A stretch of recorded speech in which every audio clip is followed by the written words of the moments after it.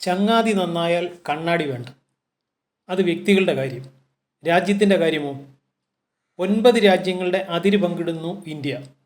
Pakistan, Afghanistan, Nepal, China, Myanmar, Bangladesh, Bhutan എന്നിവയുമായി കരയിൽ, ലങ്കയും മാലിദ്വീപുമായി കടലിൽ. ഇക്കൂട്ടത്തിൽ നല്ല അയൽക്കാർ ആരുണ്ടെന്ന് ചോദിച്ചാൽ ചിരിക്കാത്ത ജയശങ്കറും മിക്കപ്പോഴും പുഞ്ചിരിക്കുന്ന വി മുരളീധരനും വരെ വിഷമിച്ചു പോകും മറുപടി പറയാൻ.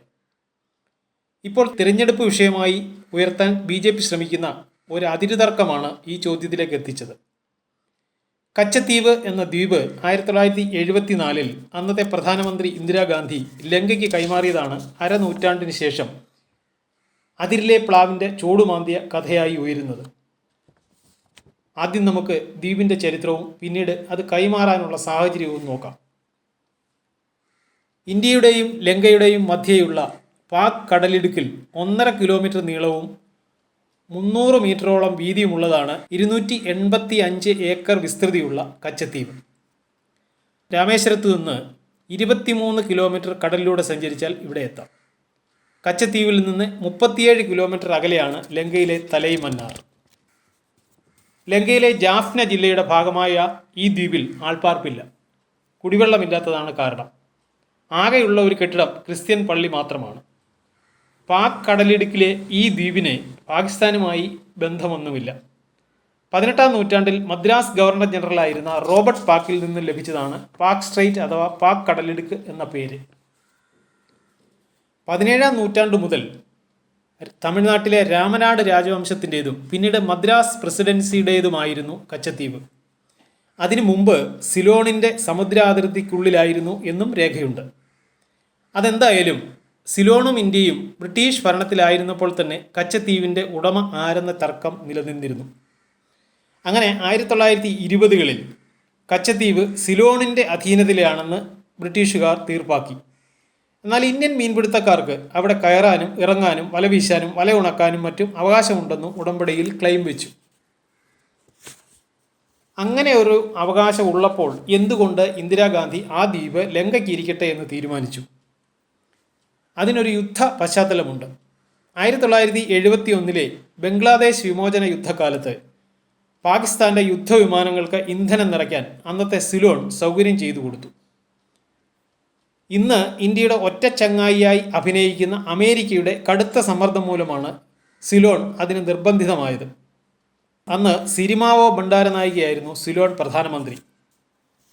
ബ്രിട്ടനിൽ നിന്ന് സ്വാതന്ത്ര്യം നേടിയെങ്കിലും 1971 വരെ ബ്രിട്ടീഷ് ഡൊമീനിയൻ പദവിയിലായിരുന്നു സിലോൺ. 1972 റിപ്പബ്ലിക്കായ സിലോൺ ലങ്ക എന്ന് പേര് മാറ്റി.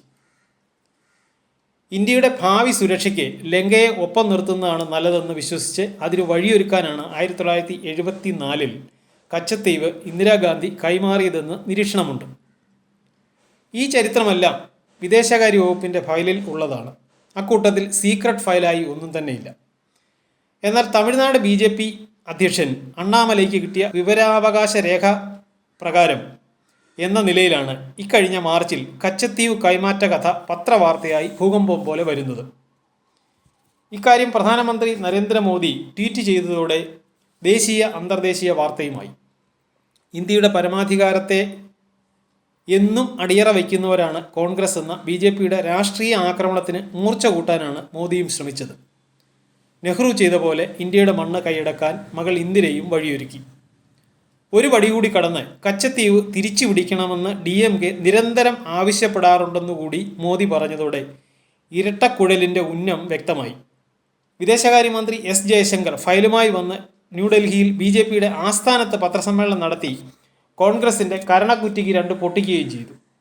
20 വർഷത്തിനിടെ 6000 ഇന്ത്യൻ മീൻപിടുത്തക്കാരെ ലങ്ക പിടിച്ചുവെച്ചു. 1000-ഓളം മീൻപിടുത്ത ബോട്ടുകളും അവരുടെ പക്കലായി. നിങ്ങൾ ഗിഫ്റ്റ് കൊടുത്ത് നേടാൻ ശ്രമിച്ച സൗഹൃദം ഇപ്പോൾ എവിടെ എത്തിയെന്ന് ചോദിച്ചപ്പോൾ കോൺഗ്രസ് 2 ദിവസം മിണ്ടാതിരുന്നു. കോൺഗ്രസ് പ്രസിഡന്റ് ഖാർഗെ കച്ചത്തീവ് കൈമാറ്റം ന്യായീകരിക്കാനൊന്നും മെനക്കെടാതെ 10 കൊല്ലമായി ഭരണത്തിലിരിക്കുന്ന മോദി ഇതൊന്നും അറിഞ്ഞില്ലേ എന്ന പരിഹാസ ചോദ്യത്തിലൂടെ ഒരു കുത്തു കൊടുക്കാനാണ് ശ്രമിച്ചത്.